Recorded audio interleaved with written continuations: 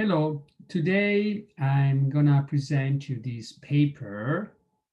Long-term calorie restriction is highly effective in reducing the risk for atherosclerosis in humans that we published in PNAS in 2004. This has become a citation classics as today is basically 967 citations and is the first paper to study the effects of calorie restriction without malnutrition in non-obese individuals.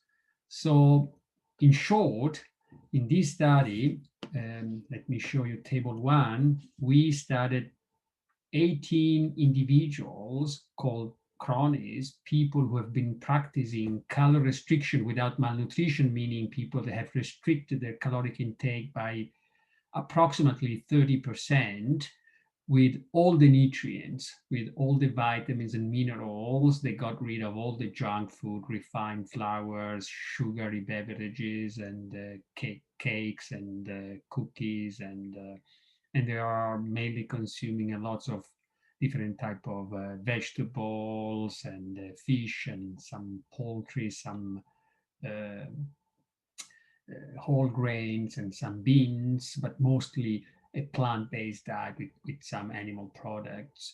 And as you can see here, their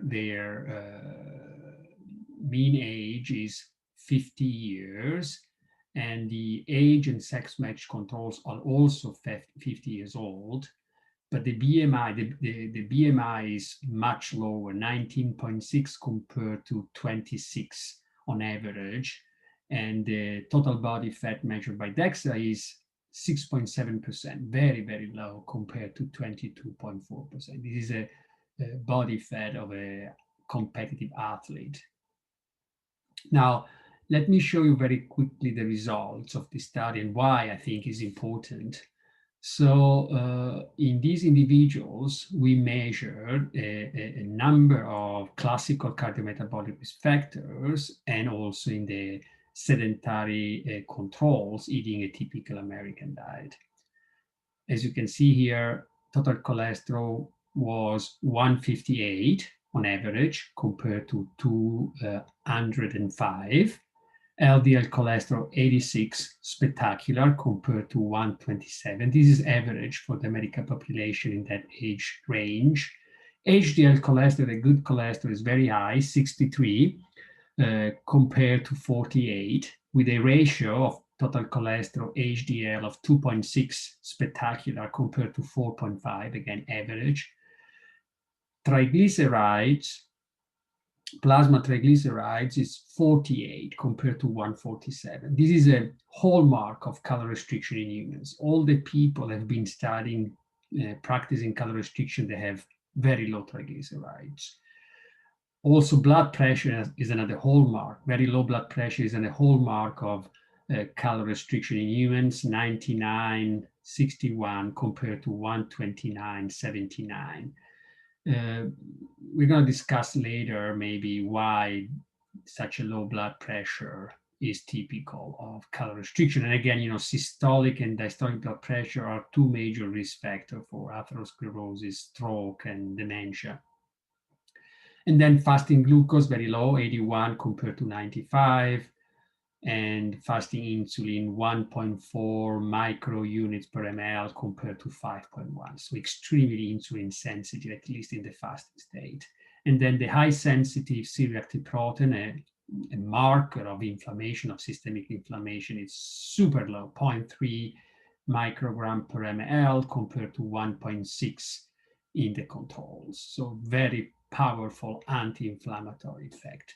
So this outstanding cardiometabolic risk profile, I suggest you go and get your last blood tests and see how many of these cardiometabolic factors that your doctor has measured are in this range compared to the typical range of the typical Western diet, rich in animal products and super refined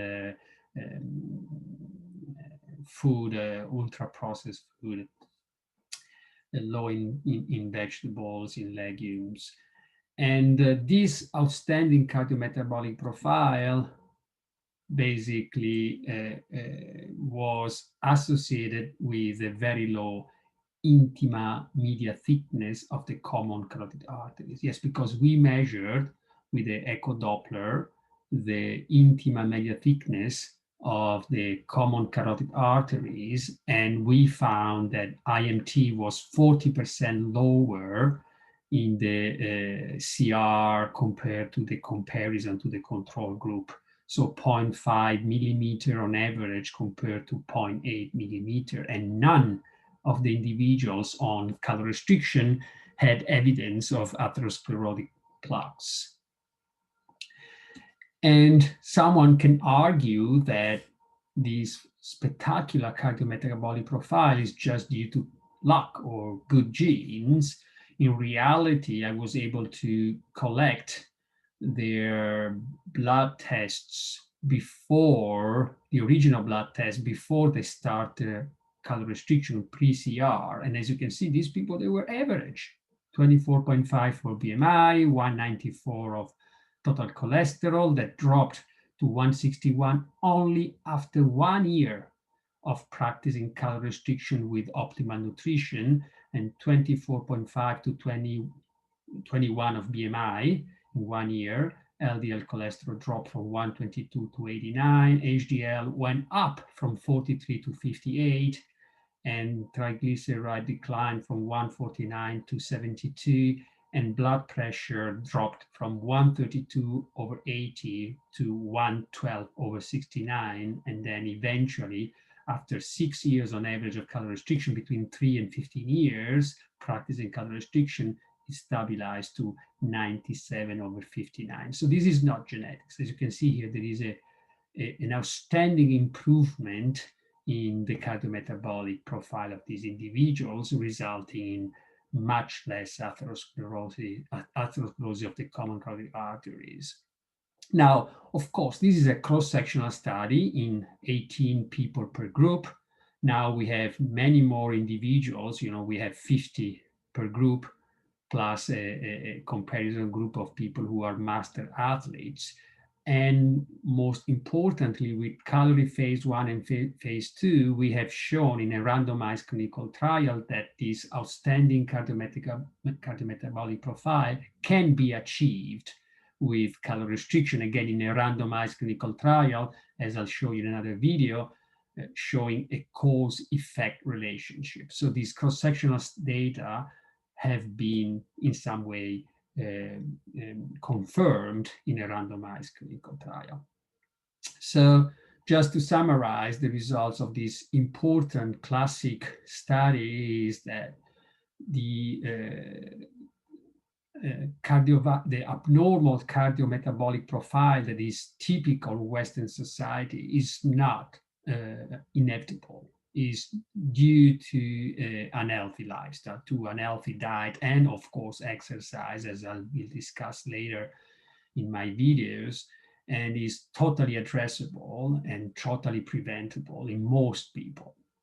Now, if you want to leave this video, I told you, I explained the data, but if you want to hear a bit more about the history of how I started this study and what happened, you can follow it for another few minutes. So this study started because I left Italy to go to US to work with John Hollozy, my dear friend John Hollozy, one of the pioneers of exercise physiology. It was a great mentor. He just to tell you the importance of this guy, he was awarded the gold medal at the Olympic Sydney Games in 2000 for his discoveries on the preventive effects of exercise, of endurance exercise. And I was waiting to start Calorie, and in the meantime, I was doing some experiments on people who were vegetarians or raw food vegetarians. And one day, as usual, I went into his office to discuss data, to talk about life and science. And John told me, look, I just received this email, And from this guy who claims that he's doing calorie restriction without malnutrition, and he wants to know if how much exercise he should do, to compensate, how much exercise people who like him who are doing calorie restriction should do.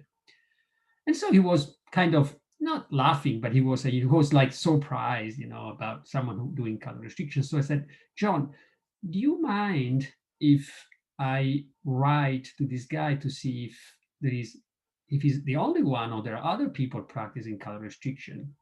So I'm not going to mention the name because for privacy, I don't want to mention the name. But, I went back to my office, I wrote the email, and the day after he replied, I said, oh, we are a bunch of us. To tell you the truth, we have just formed the Calorie Restriction Society, and is a group of us who are exchanging emails and scientific papers, recipes. And I said, do you mind to ask to 10 of your friends or associates if they are interested in coming to St. Louis to be tested? And to make a long story short, he replied yes. We put together the first 10 people. They came to St. Louis. We flew them in. We studied them.